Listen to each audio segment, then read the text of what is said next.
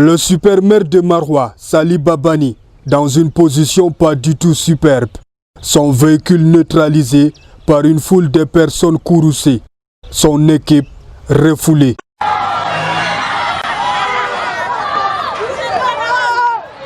Le premier magistrat de la ville échappe à un supplice grâce à l'intervention des forces de sécurité. Cette manifestation populaire est la conséquence d'une opération initiée par le patron de la communauté urbaine. L'assainissement des voies et grands espaces publics, dont l'occupation anarchique assombrit le visage de la cité capitale de la plus belle des régions. Les tenanciers des call-box, des restaurants de fortune, des hangars de soya et des autres lieux de vente de carburant se mobilisent et dénoncent une action unilatérale et sans préavis. On devrait nous aviser ou notifier. J'ai un enfant d'1 an et demi qui était là avec sa maman et la maman voulait ramasser les paniers, le canari qui était posé là. Mais ils ont tiré le hangar sur ma femme et mon enfant. Ma femme ne savait pas qu'il y avait l'enfant dedans. Il doit d'abord convoquer les concernés, les mettre en garde et leur donner quelques temps pour enlever ces trucs. Mais venir subitement avec la force à montrer qu'il est super maire pour enlever les trucs des gens sur la route ou casser, vraiment là il a tort. Le sous-préfet de l'arrondissement de Maroua 2e, accompagné de son état-major et du maire local, a pu calmer les esprits en promettant aux manifestants une solution rapide et rassurante. Nous sommes déjà au courant de la situation et on va voir comment est-ce qu'on va trouver une solution à cela. Donc pour le moment, je voudrais vous dire de vous calmer. Ça ne sert à rien de faire le bruit. Je sais que chacun vous est là pour vous débrouiller, pour chercher. Vous doit faire vivre vos familles. Donc ce que je veux faire, je veux rencontrer le maire. Donc avec lui, on va échanger pour voir comment trouver une solution.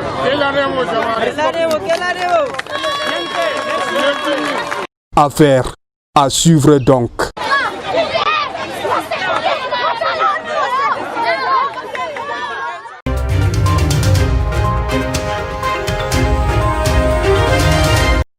Le concours d'entrée en 6e comptant pour l'année 2020 au Cameroun a lieu mardi le 30 juin, conformément au calendrier réajusté à cause du nouveau coronavirus. Quelque peu à la veille de l'examen, nous nous sommes intéressés au niveau des élèves du CM2 qui ont passé pratiquement 2 mois en confinement. À l'école publique de Tchinga, c'est avec sérénité qu'ils se disent déterminés à obtenir leur premier examen. Je suis fière de composer cette année-ci, quand je vais aller en 6e.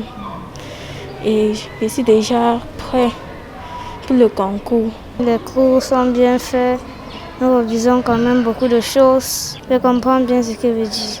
Je n'ai pas peur. Il faut dire qu'ici, depuis le retour des classes le 1er juin, les enseignements ont été axés sur les révisions, les programmes étant déjà achevés. Nous avons fait des efforts pour les mettre dans les conditions d'examen, pour que chacun soit responsable de sa propre copie et de sa production. Nous nous appuyons beaucoup plus sur les différentes épreuves des différents établissements, parce que le concours, c'est chaque établissement qui produit son épreuve. L'espérance est bien entendu d'obtenir un résultat qui frise le 100%. Le 100% au concours, ce n'est pas très évident au Cameroun, mais c'est l'idéal pour nous. Nous souhaitons que tous ces enfants puissent réussir à leur concours. En attendant maintenant les préparatifs de l'examen, de leur diplôme, le CEP. Pour le moment, ça va. Au CM2, on ne tient pas compte du temps. Il faut travailler pour qu'à un certain moment, vous commencez à faire des révisions, des remédiations. Soulignons que les examens officiels 2019-2020, qui débutent le 30 juin, vont se tenir dans un contexte marqué par la Covid-19. Il est du moins attendu que des dispositions idoines soient prises pour éviter la contamination.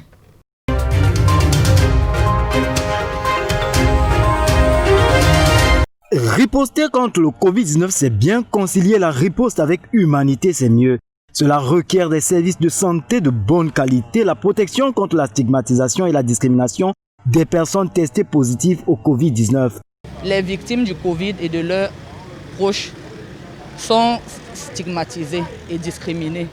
Donc il est temps que les populations, au-delà de l'aspect négatif, comprennent que la maladie ne tue pas. La maladie se soigne. Et nous, en tant que communicateurs, et vous en tant qu'hommes de médias, vous devez leur montrer que le coronavirus est une maladie qui peut toucher tout le monde, qui peut toucher les couches vulnérables.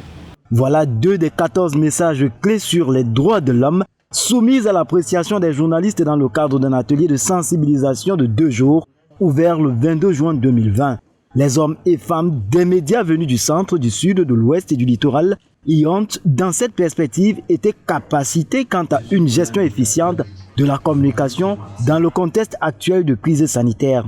Ils ont compris combien il leur incombe de contribuer à la protection des droits fondamentaux des populations dans les domaines socio-économiques et culturels.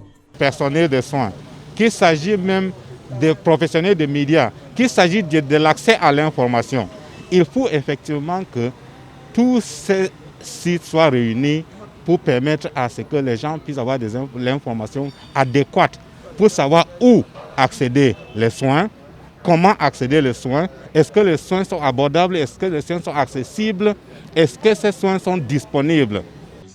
Les préposés à la santé publique au Cameroun, initiateurs de l'atelier aux côtés des partenaires, sont conscients de la part de responsabilité qu'ils se taillent pour ce qui est de la défense des droits de l'homme dans la lutte contre le coronavirus.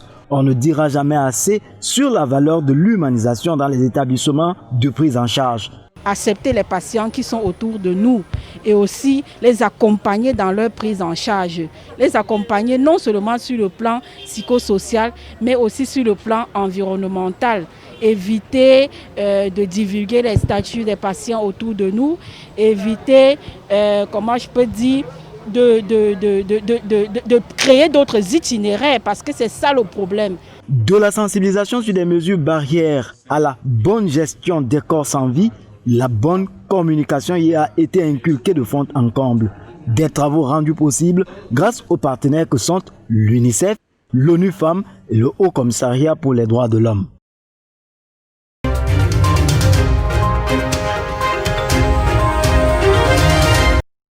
Une rue presque déserte, un convoi administratif, une pelouse et une tribune.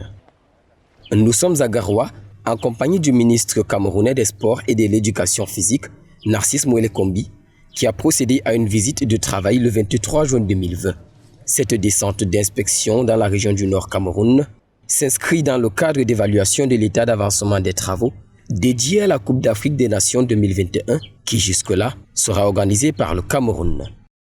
Dans sa mission, l'autorité administrative a visité les infrastructures sportives, sanitaires, hôtelières, aéroportuaires et routières, dont l'aéroport international de Garoua, l'hôtel 70 chambres, ainsi que le stade omnisport de Rumdeadia, devant lesquels il n'a pas tari d'éloges. Nous sommes heureux de constater qu'à travers ces réalisations, il y a d'autres objectifs qui sont atteints.